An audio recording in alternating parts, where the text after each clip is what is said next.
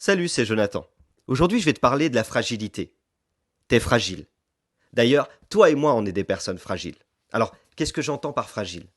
Eh bien, je veux dire que tous les jours, et tu vas être d'accord avec moi, la vie et la mort se côtoient. Regarde, si tu vas dans un hôpital, eh bien, dans un même hôpital, va naître un enfant, et peut-être mourir un parent.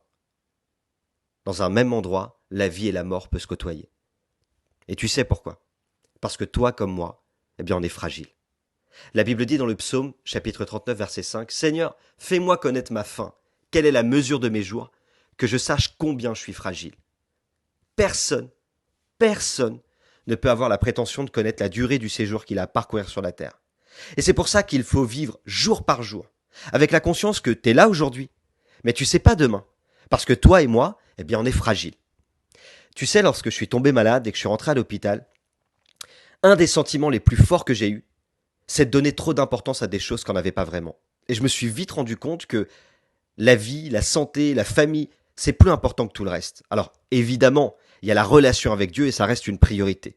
Mais ce que je veux te dire, c'est que il y a tout ce que Dieu nous a donné aussi au quotidien, pour ton bonheur, pour mon bonheur. Et ça, c'est important.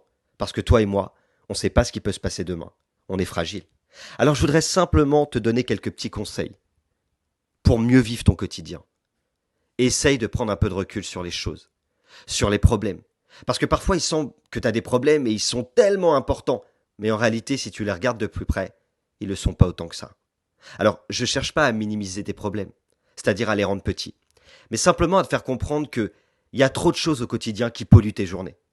Parfois, tu vas faire d'une montagne ce qui doit rester une toute petite pierre. Prends du recul sur les choses.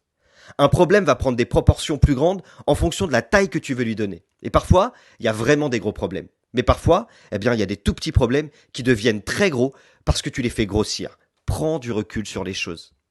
Rappelle-toi, la vie, elle est fragile.